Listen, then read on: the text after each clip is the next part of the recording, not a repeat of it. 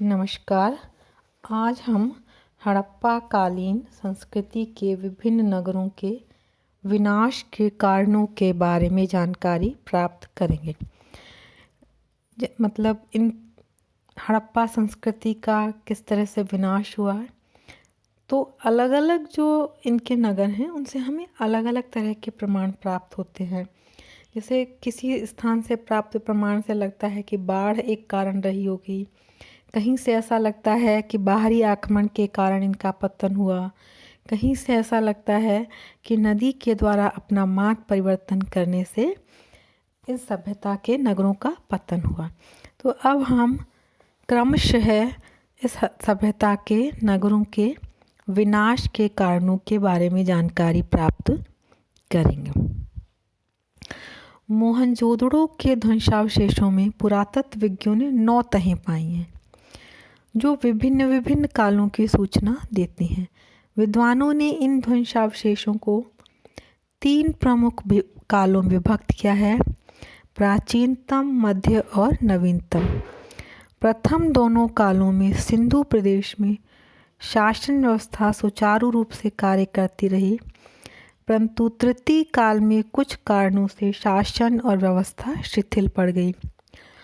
लोग राजकीय नियमों एवं प्राचीन परंपराओं का उल्लंघन करने लगे।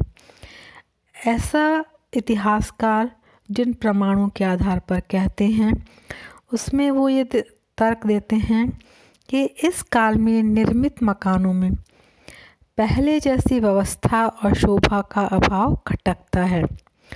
लोग जगह जगह पर अतिक्रमण करने लगे। मकानों का आकार प्रकार भी छोटा होता गया। निर्धनता के कारण लोगों ने 2 मंजिला मकानों का निर्माण करवाना ही बंद करवा दिया। तृतीय काल मोहनजोदड़ो की सभ्यता का अवनति काल था। यही स्थिति अन्य हड़प्पाई नगरों की थी और अंत में हड़प्पाई नगरों का पतन हो गया। हड़प्पा के इन नगरों का विनाश कैसे हुआ, यह प्रश्न आज भी विवादपूर्ण बना हुआ है। खुदाई में 7 सतहें प्राप्त हुई हैं जिनसे पता चलता है कि यहाँ की सभ्यता का विनाश कई बार हुआ और कई बार उसका निर्माण हुआ। बार बार के विनाश और उसी स्थान पर पुनर्निर्माण से हम यह अनुमान लगा सकते हैं कि यह सभ्यता गतिशील रही होगी। इस संस्कृति के आंतरिक विकास के बारे में जो अनुसंधान हुए हैं उससे नगरों के जीवन में अनेक दौर आए होंगे, ऐसा हमें पता चलता है। जब ये सभी नगर अपने विकास के चरम उत्कर्ष को पहुंच गए उसके बाद उनमें पतन का दौर आया होगा। हड़प्पा, मोहनजोदड़ो, कालीबंगा आदि में उद्घाटित प्रमाणों से यह बात स्पष्ट रूप से सामने आती है।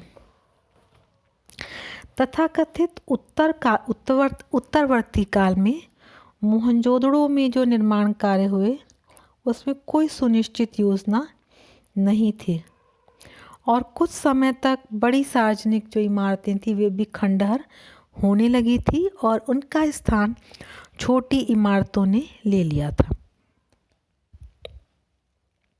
इस समय भवन निर्माण प्रणाली में भी ह्रास दृष्टिगत होता है। भवनों में न ईंटों का संगठन ठीक है और न ही उनकी जुड़ाई। दीवारों में ईंटें टेढ़ी मेढ़ी और छोटी बड़ी लगाई गई हैं। उनके बीच में बड़ी बड़ी दरारें रह गई हैं। जल संभरण व्यवस्था भी इस समय अस्त व्यस्त तथा टूटने फूटने लग गई थी। हड़प्पा में भी इमारतें खंडहर हो रही थी। व्यापार, वाणिज्य एवं उद्योग धंधे भी चौपट होने लगे। जो मिट्टी के बर्तन बनते थे उनको बनाने का ढंग भी बदल गया था और जो बर्तनों पर अलंकरण हो रहा था वह भी कम हो गया था और घटिया किस्म का था।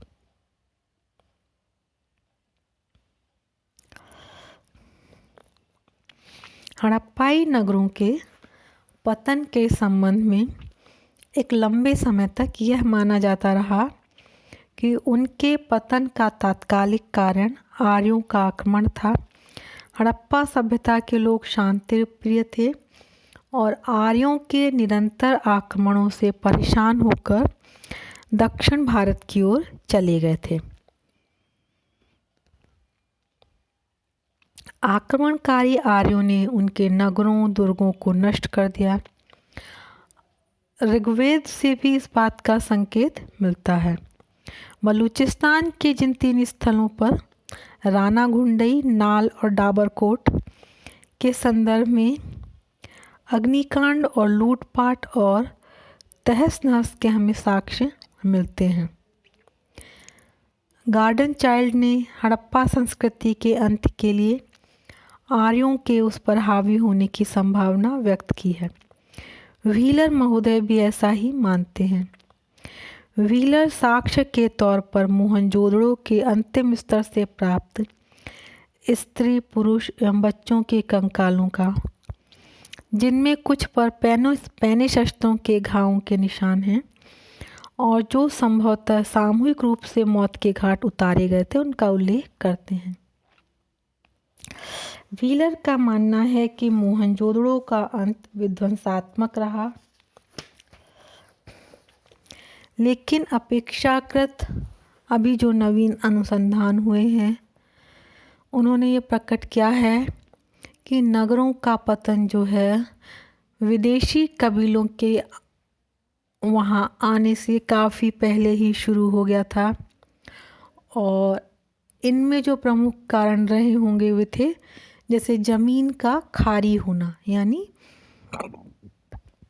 ज़मीन में जो है नमक की मात्रा का बढ़ना, बाढ़ों का आना, मरुस्थलों का प्रसार, नदियों की धाराओं का बदलना, भूकंप आदि। ये आंतरिक कारण जो है बाहरी कबीलों के इस क्षेत्र में आने से काफ़ी पहले प्रारंभ हो चुके थे।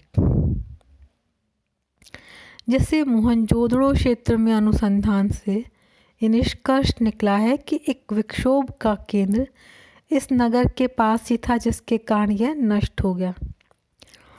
अन्य इतिहासकारों का मानना है कि मोहनजोदड़ो बाढ़ के कारण खत्म हो गया। यह नगर कई बार बाढ़ के प्रकोप का शिकार हुआ और अंत में यहाँ के निवासियों ने नगर को छोड़कर दूसरी जगह चले गए। संभव है कि मोहनजोदड़ो की तरह अन्य नगरों में भी बाढ़ें कारण रही हों। हड़प्पा संस्कृति के अधिकांश नगर नदियों के तट पर स्थित थे और इन नदियों में प्रायः प्रतिवर्ष बाढ़ का आना एक साधारण बात थी। मार्शल के निर्देशन में किए गए उत्खनन में मोहनजोदड़ो की विभिन्न सतहों से जमी बालू के रूप में बाढ़ के प्रकोप के प्रमाण प्राप्त हुए हैं। मैके महोदय के अनुसार चन्हूदड़ो में भी लोगों के नगर छोड़ने में बहुत अंशों में बाढ़ ही उत्तरदायी है। वहाँ पर अंतिम चरण में भयंकर बाढ़ के साक्ष्य के रूप में जमी रेत की तह है। मैके का यह भी मानना है कि यहाँ के निवासी बाढ़ से बचने के लिए अन्य ऊंचे स्थलों की ओर चले गए, जिससे उनकी संस्कृति की विशिष्टता समाप्त हो गई। लोथल और दक्षिणी गुजरात में स्थित भगवाओं में भी 2 भीषण बाढ़ों के आने के प्रमाण मिलते हैं।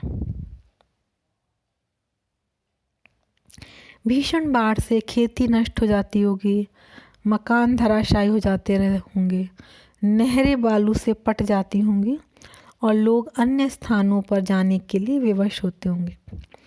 परिणाम स्वरूप इन नगरों का क्षेत्र पहले से कम होता गया और नगरों में जो है पतन के लक्षण दिखाई देने लगे। एक अन्य इतिहासकार डेल्स ने मकरान के सामुद्रिक तट से कई मील अंदर की भूमि में प्राचीन समुद्र तट के चिन्ह खोज निकाले हैं। हड़प्पा संस्कृति के 3 महत्वपूर्ण नगर सुतकेगंडोर, सोतकाकी और बालाकोट आज समुद्र तट से काफ़ी दूर है, मीलों दूर, लेकिन यहाँ पर जो खुदाई हुई है उनसे यह पता चलता है कि ये सभी समुद्र तट पर स्थित थे और जल मार्ग द्वारा व्यापार के महत्वपूर्ण केंद्र रहे होंगे। डेल्स का मानना है कि समुद्र तटीय भूमि का सतत ऊपर उठना, नदियों की लाई हुई मिट्टी के जमाव से उनके मुहानों का अवरुद्ध होना और स्थान स्थान पर हवाओं द्वारा रेत का जमा किया जाना, इन प्राकृतिक कारणों ने इन नगरों को समुद्र तट से दूर कर दिया। परिणाम स्वरूप हड़प्पा नगरों के साथ व्यापारिक संबंध कम होते गए और अंत में टूट गए। इससे इन लोगों की संपन्नता जाती रही और लोग आजीविका की तलाश में अन्यत्र चले गए। एक अन्य इतिहासकार घोष का मानना है कि कुछ स्थानों पर आर्द्रता, नमी की कमी और उससे उत्पन्न जमीन में शुष्कता का विस्तार भी सभ्यता के पतन के लिए कारण रहा होगा। सरस्वती नदी के क्षेत्र में जब तक यह नदी जीवित थी, हड़प्पा संस्कृति के स्थल नदी के तट पर पाए गए, परंतु उत्तरकालीन हड़प्पा संस्कृति के स्थल उस स्थान पर पाए गए जो पहले नदी का तल था। अर्थात लोगों के इस स्थान पर बसने से पहले नदी सूख चुकी थी। नदी के सूखने पर इस क्षेत्र में रेगिस्तान का प्रसार होता चला गया और लोग अन्यत्र चले गए। बीरबल साहनी का मानना है कि लगभग 3000 से 1800 ईस्वी पूर्व तक राजस्थान के क्षेत्र में पर्याप्त आर्द्रता और हरियाली थी, परंतु इसके बाद शुष्क जलवायु का दौर शुरू हो गया। कालीबंगा में हड़प्पा संस्कृति के विनाश का मुख्य कारण संभवतः यही जलवायु परिवर्तन था। यहाँ पर हड़प्पा संस्कृति के अवशेषों पर किसी अन्य संस्कृति के अवशेष नहीं मिलते हैं। इससे अनुमान लगाया जा सकता है कि यह स्थल सदैव के लिए निर्जन हो गया। डेल्स का मानना है कि घग्गर और उसकी सहायक नदियों का दिशा परिवर्तन इस क्षेत्र की संस्कृति के अंत का मुख्य कारण रहा। निश्चित ही नदियों के मार्ग परिवर्तन के कारण बस्तियों में पीने और सिंचाई के लिए जल का अभाव हो गया और यही उनके पतन का कारण बना। माधव स्वरूप वत्स भी हड़प्पा नगर के पतन के लिए रावी नदी के दिशा परिवर्तन को मुख्य कारण मानते हैं। इस प्रकार नदियों के मार्ग परिवर्तन का नगरों के पतन में भारी योगदान रहा।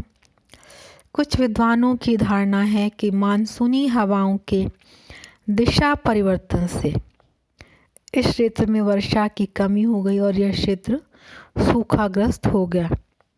अन्न का अभाव होने लगा और लोग यहाँ से दूर चले गए। कुछ विद्वानों ने राजनीतिक कारणों की भी कल्पना की है, लेकिन इनकी पुष्टि होना अभी बाकी है। हड़प्पा सभ्यता के विनाश का वास्तविक कारण क्या था, यह कहना अभी कठिन है।